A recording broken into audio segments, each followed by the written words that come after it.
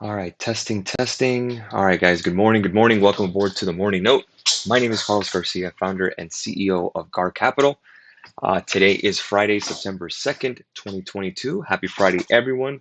Glad you're on board with us on the YouTube channel. My wife's like, don't do the webcam today. Your eyes look really tired. I was up late last night with my good buddy, smoking cigars and just talking about life. Always good hang out with a good buddy of mine. I've known him since I was 5 years old. So imagine him knocking on my doorstep to hang out was really nice to see. So again, don't worry about this. You're not focused on this. You're focused on this. So that's important. Good morning to everyone. I do have my coffee, so I'm ready to go. If you do like these videos, don't forget, guys, make sure to hit the like button. Make sure to subscribe. Hit the bell notification if you love them. More great videos to come. I'm still working on some stuff in regards to like how it looks on YouTube. Maybe we'll have a ticker or something like that. You'll see the logos. It's going to be great. I promise. It's still being worked on.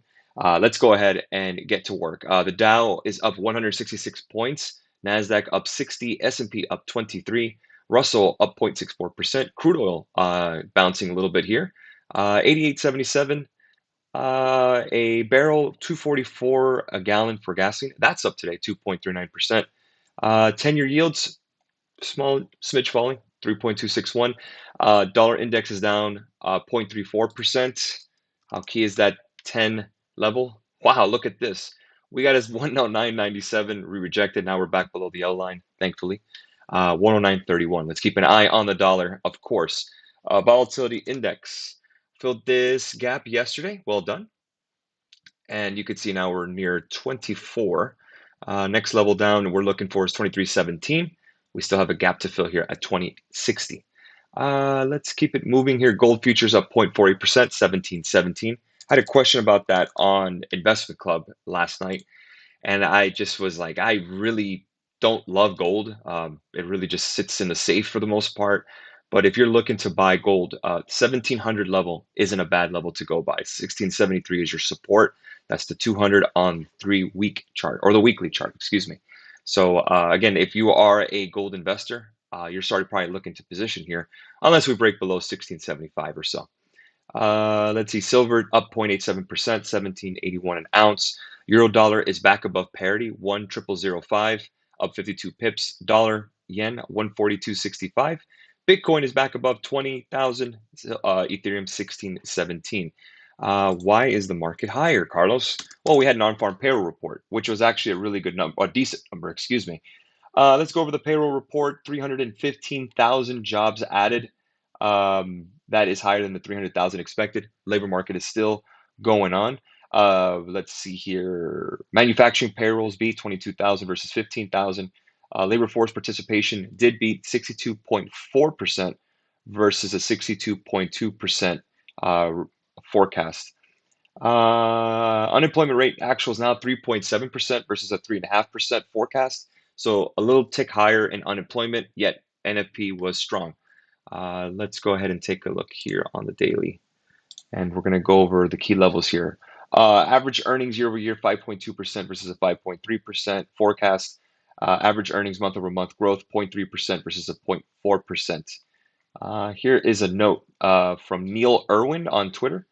This is a dovish report for the Fed. Payroll growth moderating, labor force growing, unemployment edging up. If we get a second straight month of benign CPI data, the policy call this month gets a lot more interesting. I agree. So what you're really looking for is labor markets to soften because, again, the more people that are employed, prices are going to go higher. That's more inflationary. So again, we don't know what the Fed's going to do. CPI is in a couple of weeks. We also have the Fed in a couple of weeks as well. So we'll cross that bridge when we get there. In terms of data, that's all we got. We don't have much earnings. So back to the charts, back to the technicals, right? We know the drill.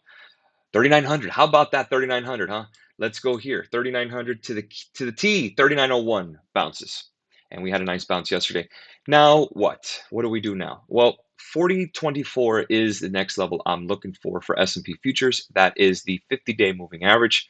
Bulls really would like to see 40.48, which is that blue line.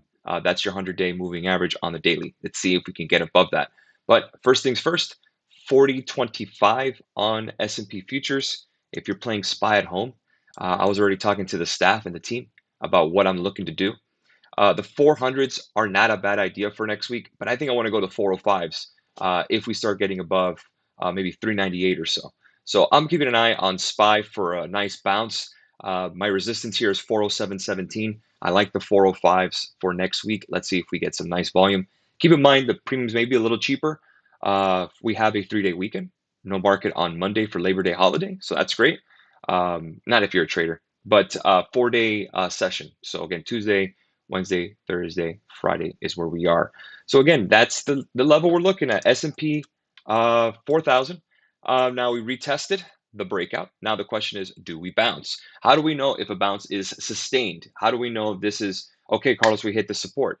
Again, if we do break 40, 48, that's the level I'm looking for. I did buy stocks yesterday about S&P SPY G, as I do every Thursday, buy crypto every week.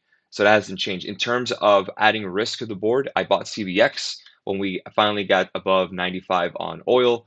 It fell a little more, but again, I'm still willing to hold CVX for a little bit. My first target on CVX really is this gap fill around 173.60.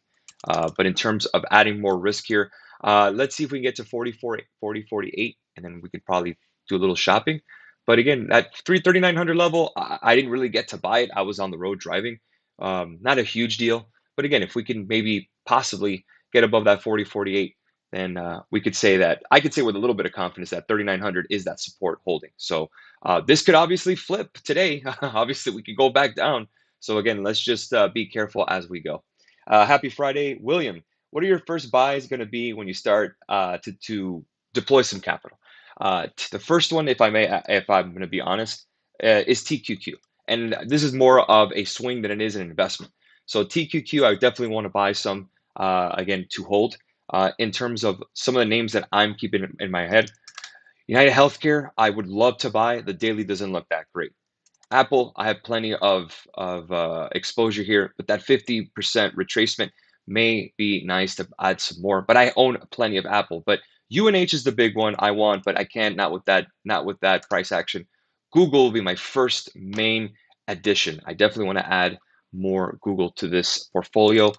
Home Depot, same thing. Those are the two companies I do like. I know a lot of people are probably like, oh, home build, anything with dealing with homes. If home prices do kind of level off, or we don't get a lot of home demand, new home demand, then people are going to stay in their homes and they're going to work on their homes. I'm one of them, getting stuff, fixing up stuff around the house. Home Depot does get a good chunk of my money. So why not invest in that company? The other one that I also had on the top of my head really is NVIDIA. And that's something that everyone's been kind of asking me. But I'm waiting for this level here of around 120.66. In terms of AMD, take a look at this.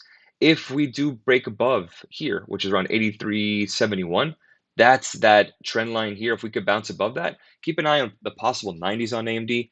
I would like to also add shares of that. Level to buy Google and long-term hold. Google is the level I'm looking for. To really buy and add more will be 97.79. But since we're at that 3,900 level that I'm looking for, here isn't a bad level here. We've filled this little gap here. 105, or so would be not bad.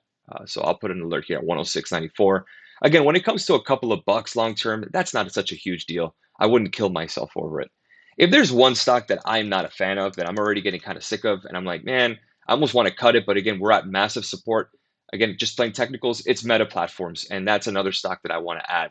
I hate it, but again, the technicals are just too juicy on this stock. I may have to add it. What is better for me? I always get asked that question: AMD or Nvidia? I love both, but gun to my head, Nvidia.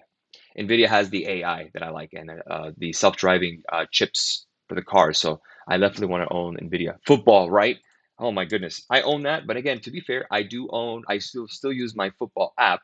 I'm gonna go ahead and add finally my Red Zone package. So I eat the home cooking with football TV. I'm gonna own it, and I don't care if everyone hates me for it. I'm gonna keep it. I'm gonna keep it. Same with DraftKings. I have my DraftKings league. I'm gonna hold that too. Damn it. The risk is not holding, at least for me, anyways. Always got to be there. Yeah, I mean, football is part of the high beta names. Look at ARKK, guys. I own some ARKK. Look at that. What do you guys expect? That's what it is. So, hey, if you're looking for ARKK here, not a bad level below 40. NIO too. Again, those are high betas. high beta names. Electric cars, Chinese. Actually, it's holding up better than ARKK. I'll give you that. But if you wanted to own some Neo, I'd wait for this gap fill around 937, especially if the Chinese market isn't doing so hot. So that's what I would look for. Keeping it with trading, keep an eye on SPY. That's a big one for me. Keep an eye on Qs as well. So we're above 400 on SPY. If we can get above 401.22, I would go for the 405 calls. That's what I would look for. That's pretty much the main one. And Blink too. Yeah, listen, I went in on some risk with high beta names, but I'm going to hold them. That is not even close to my biggest position. So it's a very small slice of the portfolio, but I'm willing to hold those, man. You never know. I'm willing to hold those. And I like the companies. I still believe in EV long term.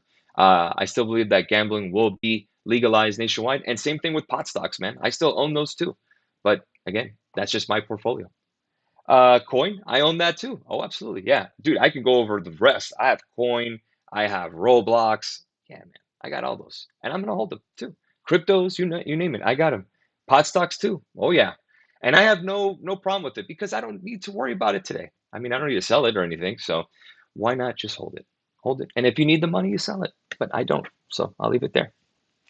Maybe 20 years from now. Hey, good thing I'm pretty good health, so I can last 20 years. Worst case, I give it to my kids in the future. That's the way I see it. And if it's worth it, it's not. If it goes to zero, it goes to zero. What can you do? But I'm still gonna hold it. I buy BTC every week, actually. So I do own BTC, obviously. If you guys remember the log chart that we posted, that was around 18,000 or so.